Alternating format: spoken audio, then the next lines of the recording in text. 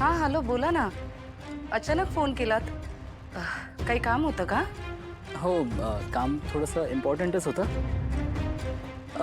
विश्वा आहे का? काकू इथलं सगळं आवरून झालंय, आतलं आवरते. बर. जानू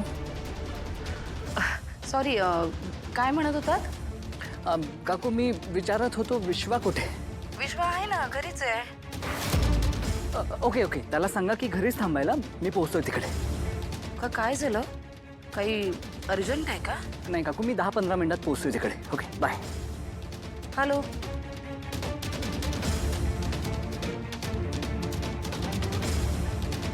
विश्वा तुझा फोन लागत नाहीये का? आहे की रेंज. का काय झालं? अरे जयंतरावांचा मला कॉल आला होता.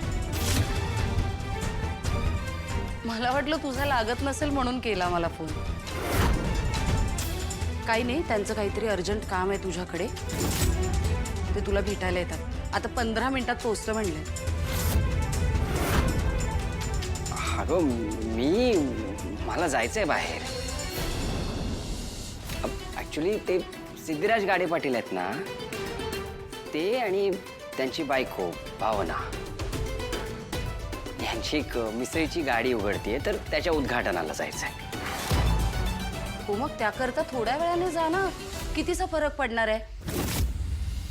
ते काही नाही, त्यांना भेटून जा. अरे मी त्यांना आता फोनवर सांगितलं तू घरी आहेस, मग न थांबणं बरं दिसत नाही रे. त्यांना भेट आणि मग कुठे जायचंय तिथं जा, कळलं? ओके बघतो मी. आलेच.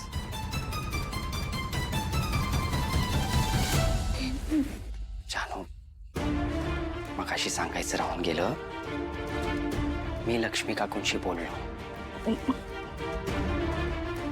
खूप बोलला माझ्याशी आणि बोलता बोलता त्यांनी आपली इच्छा सांगितली.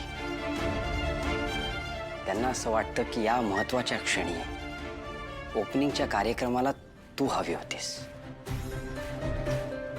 आणि खरं सांगू, मलाही असंच वाटतं. विश्वा, अरे कसं शक्य आहे?